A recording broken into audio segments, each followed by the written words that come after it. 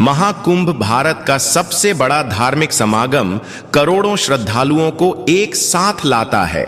इस मेले में साधु संतों का एक अलग ही समूह होता है जो अपनी तपस्या और ज्ञान के लिए जाने जाते हैं। लेकिन इस भीड़ में कुछ ऐसे लोग भी होते हैं जो धर्म के नाम पर लोगों को ठगते हैं। हमारी कहानी महाकुंभ के एक ऐसे ही दिन से शुरू होती है।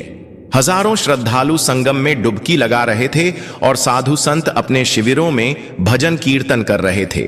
इसी बीच एक साधु ने भीड़ में एक अजीब व्यक्ति को देखा। वह व्यक्ति साधु के वेश में था, लेकिन उसकी आंखों में एक चालाकी झलक रही थी। असली साधु ने उस व्यक्ति को करीब से देखा। उसकी जटाई नकली लग रही थी और उसके हाथों में जो माला थी वह भी कृत्रिम लग रही थी। साधु को समझ आ गया था कि यह व्यक्ति कोई साधारण साधु नहीं है, वह एक ठग है जो लोगों को धोखा दे रहा है। साधु ने उस व्यक्ति से बात करने का फैसला किया। उसने उससे पूछा, महाराज, आप कहां से आए हैं? नकली साधु ने जवाब दिया, मैं हिमालय से आया हूं, मैं यहां तपस्या करने के लिए आया हूं। साधु ने फिर पूछा, आप इतने कम समय में हिमालय से यहां कैसे पहुंचे? नकली साधु घबरा गया, वह कुछ नहीं बोल पाया। साधु ने कहा, मुझे पता है कि तुम कौन हो, तुम एक आतंकवादी हो। एक साधु जो वेशभूषा में था महाकुंभ में पहुंचा। उसकी उपस्थिति देखते ही धार्मिक अनुशासन के तहत साधु संतों का एक समूह उसके चारों ओर इकट्ठा हो गया।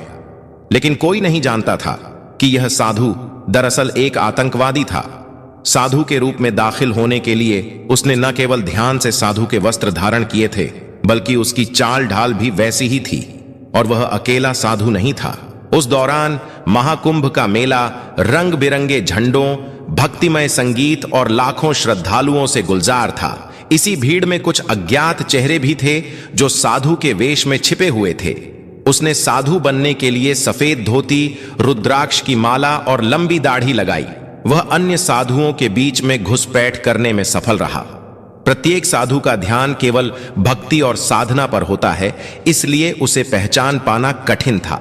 लेकिन एक पुलिसकर्मी जिनका नाम वीरेंद्र था ने उसके चेहरे पर अजीब सी बेचैनी देखी। उन्होंने मन ही मन सोचा, साधु तो शांत और स्थिर होते हैं। एक दिन वीरेंद्र ने उसे पास बुलाया। साधुओं के बीच उसकी हरकतें संदिग्ध थीं। पुलिसकर्मी ने उससे कुछ साधारण प्रश्न पूछे, जैसे कि वह कहां से आया है और उसका क्या उद्देश्य है। आतंकवादी ने झूठी कहानी बनाई, लेकिन वीरेंद्र का अनुभव उसकी झूठी इस कहानी में छेद खोजने में सक्षम था। यह कोई आम साधु नहीं थे, बल्कि खतरनाक आतंकवादी थे जो महाकुंभ में एक बड़ा हमला करने की साजिश रच रहे थे। साजिश का खुलासा इंटेलिजेंस एजेंसियों को इस साजिश की भनक लग गई थी। उन्होंने महाकुंभ में घुसे हुए इन आतंकवादियों की तलाश शुरू कर दी। दिन रात एक करके खुफिया एजेंटों ने मेले में घूम घूम कर संदिग्ध गतिविधियों पर नजर रखी। आखिरकार उनकी मेहनत रंग लाई और उन्हें कुछ संदिग्ध साधु मिले। इन साधुओं की गतिविधियों पर गहराई से नजर रखने के बाद खुफिया एजेंटों को पता चला कि यह साधु वास्तव में आतंकवादी हैं। वे महाकुंभ के दौरान मेले में भीड़ भाड़ वाले इलाके में बम विस्फोट करने की योजना बना रहे थे।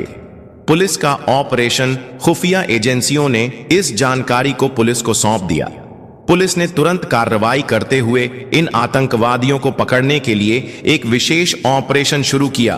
पुलिस कर्मियों ने साधु के वेश में घुसकर इन आतंकवादियों का पीछा करना शुरू किया। एक रात जब यह आतंकवादी एकांत जगह पर बैठकर हमले की योजना बना रहे थे, तभी पुलिस ने घेरा डाल दिया। आतंकवादियों ने पुलिस पर फायरिंग शुरू कर दी, लेकिन पुलिस ने हिम्मत नहीं हारी और मुठभेड़ में सभी आतंकवादियों को मार गिराया। इस घटना के बाद महाकुंभ की सुरक्षा और भी कड़ी कर दी गई। पुलिस ने मेले में हर कोने पर नजर रखने के लिए अतिरिक्त सुरक्षा बल तैनात किए। साथ ही सभी श्रद्धालुओं की जांच भी की गई। इस घटना ने यह साबित कर दिया कि हमारी सुरक्षा एजेंसियां कितनी सतर्क रहती हैं। उन्होंने एक बड़ी आतंकी साजिश को नाकाम करके लाखों लोगों की जान बचाई। महाकुंभ का मेला फिर से शांति और भक्तिमय माहौल में बदल गया। यह कहानी हमें बताती है कि आतंकवाद एक बड़ी समस्या है और हमें इसके खिलाफ हमेशा सतर्क रहना चाहिए। साथ ही यह कहानी हमारी सुरक्षा एजेंसियों के साहस और लगन को भी दर्शाती है। और दोस्तों, आपको कैसी लगी ये वीडियो हमें कमेंट करके जरूर बताएं। और ऐसे ही चमत्कारिक वीडियो देखने के लिए आपको क्या करना है आप अच्छी तरह जानते हैं। मिलते हैं नेक्स्ट वीडियो में।